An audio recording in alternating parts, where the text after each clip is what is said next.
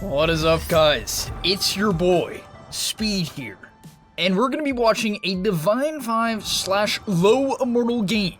You guys know this is the new series that'll be keeping going here on YouTube. I've been having a ton of fun recording these. You guys are seemingly responding well. I feel like they're fun and educational at the same time. So yeah, I'm really excited to be doing this. I'm going to be doing, as I said, Divine / Low Immortal here. In the comment section down below, what I want you guys to do is, I guess, basically vote on what you want to see next, which bracket. I've done Herald, actually twice now I've done Herald, so probably not Herald, but I've done Herald, Legend, and now Divine / Low Immortal. So pick a bracket and like the brackets, right? Like the comments of the bracket that you want to see in the next video, and based upon that, I will pick a game in the most liked bracket. If I forget, you guys can yell at me, and I'll PayPal you all 1 cent. But yeah, in all seriousness, if you like this type of content as well, like if you like the format of this current video, and you want to see more of this current format, please like the video. It would help me out a ton, and it will just let me know if I should keep this going or not. But yeah, let's get right into it. Briefly, guys, I want to say that I've recently worked on a couple of videos that I'm excited to talk about. Number one was a PL replay analysis that I basically go into depth about how he could have abused his timings, right? How he could have pushed his power spikes. I talk about another Luna replay where I go in depth about how that Luna should have carried the game. And I'm also making a bunch of other courses right now. So I'm working on a Wind Ranger position 4 course. At the moment, I'm going to be doing a mid Wind Ranger course. I've done a ton of other courses on the main GameLeap website right now. I did a PA one not too long ago, Earth Spirit, Earth Shaker, just a ton of things. Like so many heroes. Mid Lena, I barely can remember all of them. I've been putting in so much time just to make sure you guys are getting the best information, learning a lot about the game, and hopefully getting to your next desired rank. So if that sounds good to you and you want to check out the exclusive content I put out over there, I would genuinely appreciate it if you click the link down below. And I hope to see you there. Now let's get into the video. Alright, getting into the game, let's first quickly talk about drafts. I mean, I'm not going to say I'm going to make a prediction on who wins. You can see who wins. I'm just going to show you the screen. Dire ends up taking the victory. They have like this really cool death ball draft. I'm actually a big fan of it. I would say I would like to see them maybe have like one more stunner, right? Have some sort of frontline hero. They do have Lone Druid at frontline, so I really do think this Lone Druid fulfills the role of like the frontliner super well here. It really is a great hero against, in my opinion. It's so good against Axe. Lone Druid is so good against Axe, in my opinion. Like, Axe despises Lone Druid. You call him and the bear just full heals him. Same thing with Wraith King. I think Lone Druid's pretty good against Wraith King. I think it's okay against Storm, right? It's hard for Storm to kill Lone Druid. And it's definitely good against Bane and Disruptor as well. It's so good against Bane. You can never Nightmare Lone Druid, really. You can't really grip him either, so really good matchups here. But yeah, let's get into it. I'm going to start by actually watching this Lone Druid lane. The reason why I want to start by watching it, I may even look at the Jakiro perspective as well, is because I think this is a matchup that is just so favored. I'm curious on how the Axe actually approaches it. If I'm the Axe here, I'm definitely going to be skipping wave. Now, he is laning with the Disruptor, which makes it a bit weird. Like, if you're laning with Disruptor, some of me wants to say, hey, just try to like chip them down. But it's Lone Druid, man. You're never going to be able to spin him. You know, this is just a tough matchup. I don't even really like that this Disruptor is starting to harass the Lone Druid. Is it possible to kill him? Yes, but barely, right? But barely. So, I really don't like the decision. And in my opinion, this is the difference between, like, High Immortal and Low Immortal, right? And Divine, where I don't think these players have fully yet thought about their matchups completely, right? Because I just think this is a grief from the Axe. He ends up having a terrible game, right? 1 in 10. I've not watched this game, by the way, guys. I've not watched it. But he goes 1 in 10, and I'm not surprised. I'm not surprised. The reason why I'm not surprised, this is a very hard Axe game. Like, who do you call? It's a very awkward game to play Axe, and you're not creep cutting against a Lone Druid Jakiro lane. Lone Druid Jakiro is one of the hardest lanes in Dota, for sure. It is brutal. It's brutal. When they get levels, of course. Like, when Lone Druid Jakiro hits level 3, it is brutal. Even at level 1, it's not easy, but level 3, oh, it's terrible. So yeah, I mean, I just think that this Axe sort of griefs himself with this. You know, in my opinion, he's probably just trying to help out this Disruptor, but I think it's somewhat of a grief. You know, to be fair, it ends up doing a lot of damage to the Druid at the start, but obviously he's just going to get a salve from the Jakiro, and that's basically the end of their game, because now he has lifesteal, and Axe doesn't, so you lose. That's about all for this lane. But that's the cool thing about Dota, right? That's why I love Dota. Like, this really is, because you make this one little decision not to cut wave, and all of a sudden, I do think your game is pretty griefed. Like, he's gonna do okay for now, right? He's doing fine for now, right? It's like, oh, Speed, he's doing fine. How could you say this? But I guarantee in a minute or two, the game's over, right? Like, that's the cool thing about Dota. You have to have that foresight to avoid these issues, which I don't think Natsu, whatever this guy's name, Natsu Dragon, makes sense. He's an anime watcher, right? So, I'm kidding, guys. Don't get mad. It's a joke. Relax. All right, briefly, let's take a quick look in mid. I'm going to go back to the top lane in a moment here, but I'm fascinated because Lil Drew on the Pugna is maxing out Nether Ward. He's doing a really good job of denying right now. He has 8 denies. That's pretty good, but what is this Nether Ward placement? Is that necessary? Can't you put it on the hill? Like, pretty sure you're supposed to just put it on the hill, but he's actually kind of baiting it to some extent. You can deny it as well. Oh, that was nice. So, I mean, that's a cool strategy where maybe he's doing that on purpose, actually, where he's putting the Nether Ward on the middle of the river so that Storm comes and hits it. He gets the free trades in while Storm's trying to kill it, and then he denies it right at the last second. Pretty cool strategy from Lil Drew. Clearly, it's not letting him dominate the lane. If we look at net worth, he's about even, but you know, I think it's okay. I'm not sure I love this build, though, right? I would be a bit concerned about playing Pugna and maxing out Nether Ward because you're really killing your ability to gank, right? You're going to have no points in your queue. You can't pressure towers, and you can't really farm. So, in my opinion, this is kind of like a bottleneck build that is cheesy, and it's probably okay for the lane. But outside of the lane, okay, he's taking Q now. Yeah, maybe this... Is the second point in Nether Ward good? Not really. I mean, it scales well because the duration goes up now, but I don't think I would take the second point. The first point I'm cool with. Second one, I don't think so. All right, we're actually going to see a kill onto the Wraith King down bottom. Rubik Enigma is a very, very strong lane against Wraith King. If I was playing Wraith King, I would not want to lane this. In fact, I think maybe what they could have done is maybe they could have laned the Wraith King top, put the axe. Nah, that's terrible. Yeah, overall, wait, why does Rubik have a bracer? This seems bad to me. Like, sure, it makes you tanky, but you don't really want to be tanky in the laning stage. You want to be fast. Like, when you're playing against Bane, you kind of just want to avoid trades unless he extends into your Enigma. Like, if I'm playing Rubik and I'm trying to trade against a Bane this lane, which I know this is a bit of a tangent, it's just what's coming to mind here. But if I'm trying to trade against the Bane, I'm going to try to buy boots early, even lead with boots, and simply make the Bane run into my Enigma or run into my creep wave if he wants to trade, right? And then I'll hit him there, because that's how you favorably trade against heroes that bully you, right? You try to push them into situations where they have to trade 2v1, because the Wraith King can't really help him. You know, he can throw out a stun here and there, but it's not that useful, so I don't think this bracer is that good. I do love the Sage's Mask, though, by the way. If you guys have not been paying attention to Dota and your brain has been off for the last, like, month, Sage's Mask is a broken item in Dota 2. It is legitimately broken. Honestly, it is. So Rubik going very aggressive here. I actually like that lift. I feel like the Enigma should be going aggressive here, so I like the lift. And this is kind of where, like, in my opinion, also you see the difference between, like, rank 4000 and Divine 5, where one of them is on the same page, like, they have the right concepts, but then the other one isn't, and they're not really communicating. And this can happen in High Immortal too, of course it can, but I think it happens less often, right? It's a lot more of synergized aggression, and if you guys know anything about Dota at this point, if you're trying to stomp a laning stage, it is all about pulls and synergized aggression. That is how you stomp laning stages. And now let's head back up to the top lane, where exactly what I expected to happen is happening. The Jakiro plays this lane so well, guys, by the way. Like, usually I'm flaming more, but as we're starting to go... Oh, well, why does... 1-1-1. Ugh.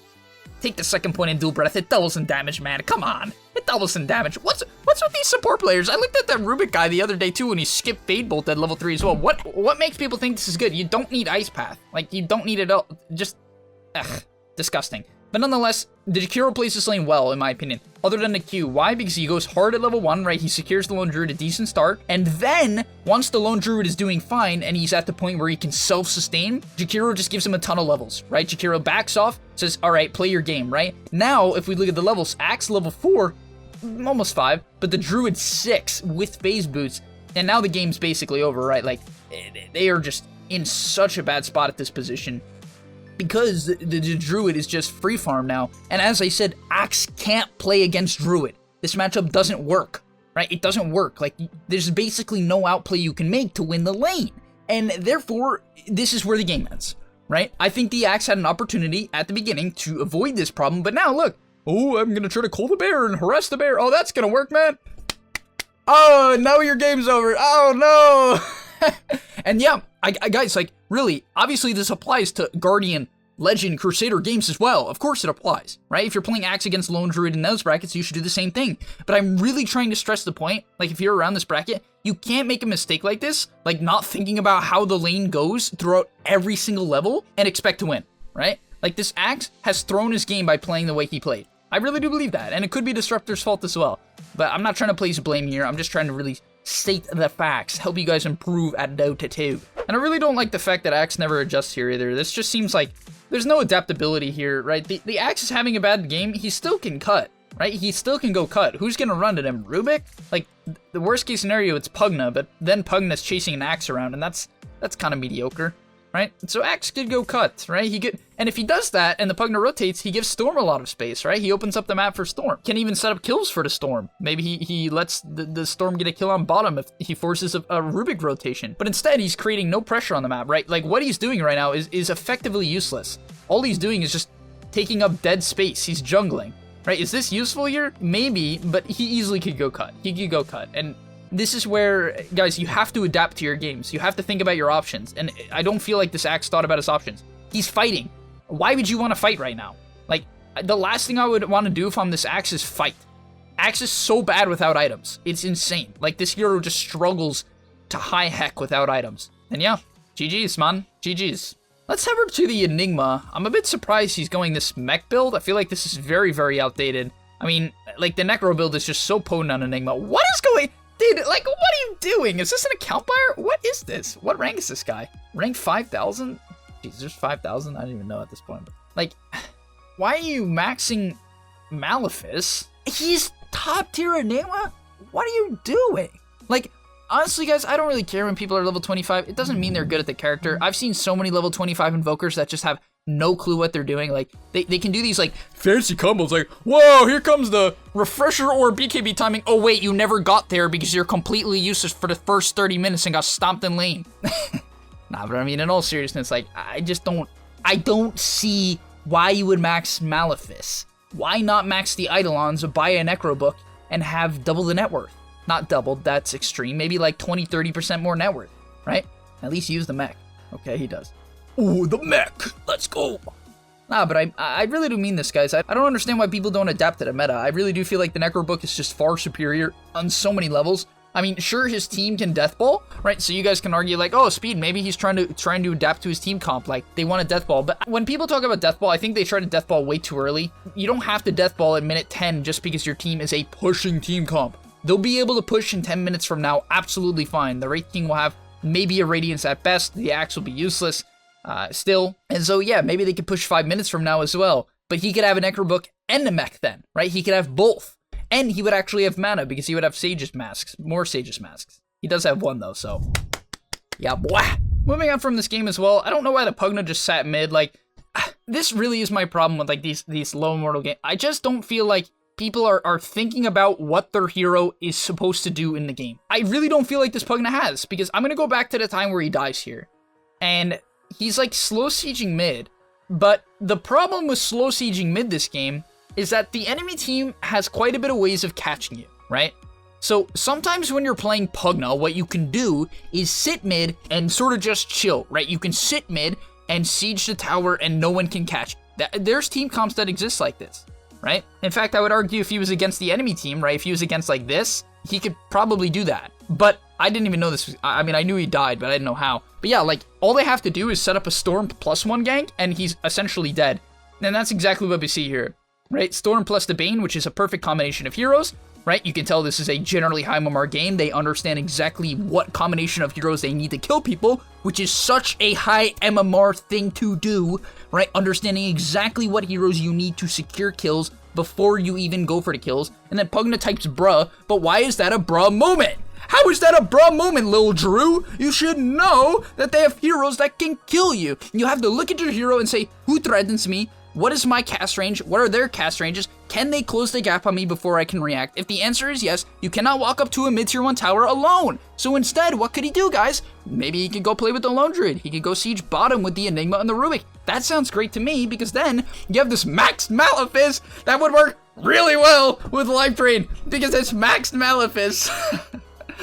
Yeah, I mean, I really do mean this. I don't think he's adapting. He has this Aether Lens timing. When you get the Aether Lens, you were so strong. I really don't think he should play around mid. I love what's happening now, which I think it's so funny because I see this a lot, even within like legend games or like ancient games as well. They'll only make the correct rotation after they die. It's like really funny. Like people have to die to leave their lane. And I'm not saying you have to leave lane every game, but this game, I definitely would have considered doing exactly what he's doing here, which is working with the Enigma Rubik. Now, unfortunately, it's a bit too late here. The Enigma is completely out of mana. The Rubik is already dead. But nonetheless, looks like they'll get the kill. This seems like potentially an overextension to me. He gets the kill. What? How does this... What do you, long sip? Why would you long sip that? You have half mana.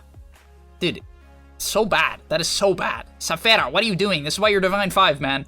How do you long zip this? Are you kidding me? You have half mana. Even when you get there, you're not going to do any damage. Like, it's level 1 zip. Oh my god, it did like 50 damage. Ow!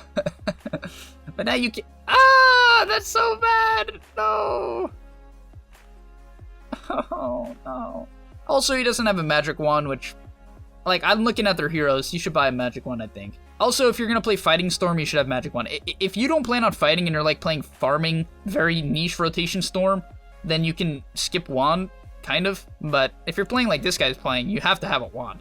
But nonetheless, I like what the Pugna does here. I love the Tranquil Boots. I love the stat build. I'm cool with this. Like, this is what he should have been doing earlier, just working with his teammates a little bit more, even sucking off the Enigma. Give him that mana, baby. I mean, that health and that mana. Yeah. Why doesn't he suck some creep off to get some health, though? Like, so he just sucked off his Enigma. I should stop saying that, but he just gave health to his Enigma. But now, why doesn't he go take it back? Why doesn't he go take it back? Right? Like, I don't understand. Why are you just chilling at 500 health? Go. Why not? You could literally actually just decrep kill this Ancient. In fact, that would be some really nice efficiency. Just decrep kill the Ancient. Why are you standing still with half health when you have... What? Like, that's the only Ancient you can kill, kind of. And you're not doing it. Okay, this seems like a good kill attempt. It was a bit weird positioning, though, but I'll move on. Okay, I mean, definitely didn't have to decrep there. That was kind of a grief. But nonetheless, hey, this timing is a pretty strong timing. I kind of like what the enemy team is doing here. I just think that they don't have to group this hard. Like, I would prefer if the Lone Druid maybe split up the map, right? If the Lone Druid is more farming-based here. But nonetheless, hey, right idea here. And the cool thing about this is that they grouped up around timings, right? That's what I love. Oh, wow, they're going high ground? Oh, my God. Really? Sheesh, I don't know if I agree with this. I mean, they have the heroes to do it, by all means. Like, Lone Druid and Pugna are two of the only heroes that can go high ground early, right? Like because they don't have to threaten their own hero to do it, right? Pugna can stay far away, so... Oh, Wraith King, why are you TPing back already, dude? Dude, like, see, guys, why would Wraith King TP back here? Why is he TPing back? Think about this. And really, this is such an issue with carry players. First of all, how is he not top by now? Like, how is he not top? They've been bottom for 8 minutes! They've been bottom! Why are you not top? Go put some map pressure. I don't know. Then he's 1,000 gold from Radiance, right? He could push in top, and they're sieging bottom. What does he contribute here? What does he contribute? A level 1 stun. That is his contribution. Maybe he can, like, throw his body at them, but, like...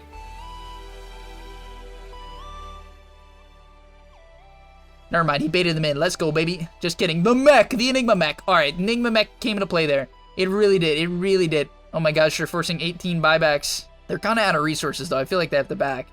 All right, another word up in 1. Lil Drew. What's going on? He should be life draining heroes. I feel like this is just a bit clunky. It's really not perfect spellcasting here. It's very clunky spellcasting, to be honest. It's funny that I say that because it's like a low immortal game, high divine, but it just feels weird. Like, Lil Drew, I feel like the Storm should have killed Lil Drew there. He also still doesn't have a magical wand, and they're sieging his high ground. Like, dude, the game might end, and you're not buying a wand. How? But yeah, like, look at this Wraith King now, guys. If he just split push the entire time, he has a Radiance right now, and then he would also have Reincarnation right now, and all of a sudden, he has this opportunity to team wipe the enemy team and win the game for his team. Right? This is his timing. Right now is his timing. But now, he's completely griefed it. It's gone. He's completely griefed his timing. Also, look at this axe item build. Oh, I wonder why you only have 70 CS at 17 minutes. Was it avoidable? Yes, it was. Yes, it was. What is it avoid? It was completely avoidable. Axe could have easily carried this game. He's level 8 at minute 17. I wonder why that is. But hopefully this is kind of a cool point about the Wraith King, guys. Like, you have to know when it's your time to TP back, because once again, He TBs back now, that's great. But if he waited up until now to do it, which could have been a minute ago, by the way, right? It wouldn't have taken that long. He didn't have to wait till minute 17 because he could have been farming that entire time. But he would have had a 16-minute radiance, which is really good. But now he has a 17-minute radiance with no reincarnation. How useful is that? Not that useful. It's like slightly useful, barely useful, right? And now they lose a Rex in minute 17. So yeah, this lone druid pick is putting in work. The way the enemy team could have dealt with this, cut wave on Axe, Storm, I don't know, play the lane better, farm more, and then Wraith King, gotta hit your timings. Like, all the Axe and the Storm have to do this game is split up the map and delay the pushes, right? Also, what the Axe could be doing here is buy a smoke, run all the way over here. You see, this is bottom lane, guys. He can run all the way to here, start cutting the waves. Cut.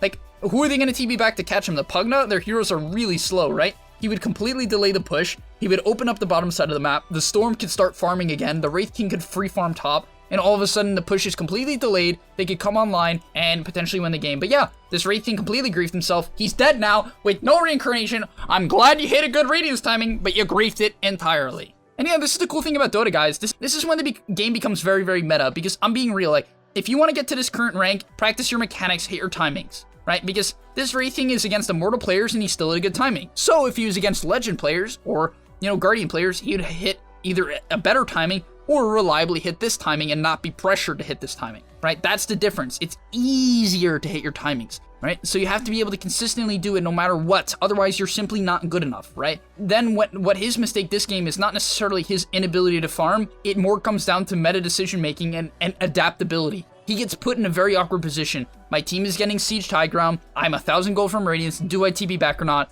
He said yes. I think the answer should have been no. And yeah, that throws the game. And on top of that, how does Enigma only have 80 CS? I really do think they're overcommitting to this push a bit. I would love to see them just maybe chill. Oh, Storm is cutting the wave. That's cool. But I would like to see them maybe chill and push in a couple waves before going into this next push. Because when you chill and push in a couple waves when you're ahead, what it allows you to do is get a pick off, right? You can go get a pick off, which is nice. Getting that extra pick off before running high ground again is really crucial into sieging high ground cleanly. Because it looks clunky, right? Because it is clunky. And frankly, the enemy team doesn't even really have to defend here this hard. Like, I don't know why they're taking this fight. The enemy team is not sieging them. Like, Wraith King and Storm should still be cutting waves. Why do they keep running into this death ball? The only way you lose to death ball this fast, in my opinion, is if they're really good and like hit this insane timing, or if you fight into them like this. Because now they get 2-man black hold, and they're dead. Dead. Storm gets, oh, stolen grip. Pog. Let's go, baby. Hey, that's a good call. Are they going to win this fight? Looks like they are. It is costing them a lot of buybacks, but nonetheless, hey, one fight. So the funny thing is, I actually feel like, I really feel like, oh, is this, yeah, the Radiant should have won this game. I really do, because I think the issue with this push coming out from Dire is it's way too all in. It's way too all in. Way too all in. Like, because I've experienced this so much in my Dota career. When I was learning to play on teams and play, like, top tier Dota, you'd always think like, hey, we have a deathball lineup, we gotta go, like, go hard. But frankly, that just ends up throwing the game against top tier players because they cut your wave once early into the game, which is hard to stop, right? Because you're not that farmed. It's hard to stop them from cutting your waves, defending the tower. Your push ends, and the enemy team is like 2k net worth above you because they've been farming the entire time on a core or two. But in this case, the Wraith King ended up making this not that bad. I know I'm ranting a lot, but hopefully you guys are learning quite a bit about top tier Dota because I usually don't talk this way. You know what I mean? I'm usually a lot more hero specific and trying to help you guys understand the game mechanically more so than conceptually. That's kind of a weird thing for me to say. But yeah, hopefully this makes sense and is cool to you guys. Because it is definitely a different perspective on a very niche scenario, which might cause this video to get less, less views. But I really do hope it really helps you guys gain more knowledge because I do like talking about these different topics, and usually I do save them more so for the GameLeap website, only because on YouTube it's a bit weird. You know, I do understand that the audience is different. I hope everyone who stayed around up to this point is enjoying, and yeah, I'm gonna end up the video in a second here. Let's see how they finish off the game. Okay, so finally they actually go Roche, and I think they should have done this like 5 minutes ago or 7 minutes ago. I think this would have been a far better decision because they're forcing the enemy team to come to them. Right? And you're going to constantly see this play from pro teams where they take Roche intentionally to bait the team to them. And so yeah, this is a very high MMR thing to do. I love this play a ton, and Axe can't do anything because he rushed a Blade Mail, which is the worst thing I've ever seen. Why would he do this? I don't know. It's just garbage. But oh, and by the way, guys, I just want to quickly say before we look at this fight, a lot of you are going to say, my axe is 10 times better than this guy's. You don't have to play against players who know what they're doing for the most part. Now, I know that's going to hurt a lot of people's feeling, but that's the reality. I'm sure if I played against a Legend Lone Druid in lane, or like Guardian, and I was playing axe and I laned against him, I didn't cut the wave, I would do fine, right? I would do fine. And I think this axe would do fine too. But the difference is he's against a Lone Druid and a Jakiro who know what they're doing, exactly what they're doing, or relatively what they're doing, you know. It's never perfect. It's never perfect. I'm not perfect. No one's perfect. But the thing is, now this fight just collapses. I mean, I don't blame them. There's nothing they could do. I do believe it's funny because these carries actually, now that the pace of the game slowed down a bit, they do understand how to split push, which is a very clear sign of high MMR players, right? The Storm and the Wraith King are not panicking. They understand that they can't really take that Roche fight. I'm glad that they didn't try. Wow, they even bait the Rubik there for the Wraith King kill. Really nice. Like, this is really, really nice. I love what's happening here. In fact, I'm surprised the enemy team actually ends up winning. And I really do believe if Radiant didn't panic to the original push, they would have won. But unfortunately, they did panic. But now the Wraith King is going to run in here, pop the Blade Mail. He is on top of the Pugna. This does feel like an overextension. Like, he's not... Okay, what's the issue here, guys? What is the issue here? This Wraith King is not thinking about his team, right? He's not thinking about his team. And this happens a lot with carry players and mid players. They're like, I can go in and no one can kill me. Guys, how can we lose this fight? That's because not everyone is as mobile as you, right? You have to calculate your decisions based upon how strong your team is, right? So they go in here, it was a good kinetic field static storm, and the Wraith King, he's like, this looks really good. But what's the problem about him running in here? What is the issue? Storm Spirit just had to commit half of his mana. The Axis Blink Dagger is not on him yet. He doesn't have it yet, which completely changes how Axe can play. The Grip was already committed. This was already committed, Static Storm. So there's not really any follow-up. So he runs in here, he goes in, but there's no follow-up. So one of the main benefits of Wraith King as a hero is you running in allows your team to get their spells off in very effective ways, right? Your initiation allows your team to cast their spells in useful ways. But the problem is, their team has no spells. So this is actually a throw from everyone. I think they shouldn't have gone on mid until Wraith King came back. This is a huge throw. And once again, in my opinion, this is the difference between low immortal, high immortal. They are not thinking about the big picture. They don't think about every single piece they need to win the fight beforehand. I'm sure some of them do, and they might understand that this is a mistake, and they might flame each other for it, right? But it's not on the same page, and that's a huge issue. If they waited for the Wraith King to go in first before committing their spells, I think they probably would have won this fight. But it was backwards. They casted all their spells, then the Wraith King went in, which is just really, really bad. It just is. It's really, really bad. And yeah, they end up losing the game, I think, just about here. The Axe ends up, I think he died back, actually. But yeah, they're going to try to take the racks. Lone Druid's Bear is actually dropping really low. He does have a new one. He also has Aegis, so yeah, I mean, I'm not surprised. They're going to siege high ground really hard here. Bear ends up going down. This is actually a bit sketchy, to be honest. I mean, are they going to back out now? They need to leave. Oh, they're going to keep going? Really? I mean, okay.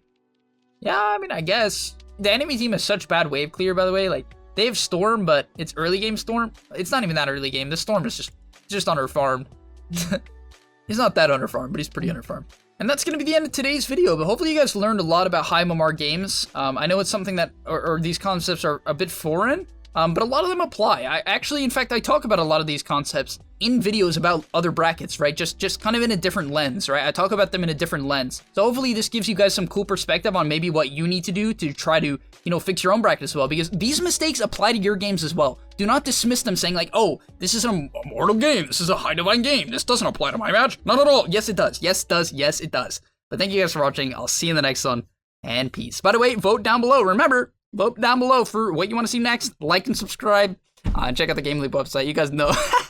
You guys know how it is. Peace. Before you leave, just want to say a quick message. If you're trying to get better at Dota or you just enjoyed that video, I know this is pretty general, and you're going to hear this quite a bit from me, but I recommend you sign up to GameLeap.com. Why? Because I put a lot of effort into the content over there, and generally the effort I do there is different from the content you're going to see here on YouTube. It is different. In fact, I usually go a lot more in depth on topics or into niche topics that help you get to the next level even faster. Because on YouTube, I often have to keep it more mainstream. And that's even why I'm putting it at the end of this YouTube video. That's why this is at the end, because a lot of people just watch 5 minutes, they skip through just for like the dopamine spike. But if you are interested in actually getting better at Dota, I recommend you go to the description down below, Get your discount right now by clicking the link, sign up, use the discount code that you're going to see there, and I hope to see you there right now. So click it, and yeah, thanks for watching.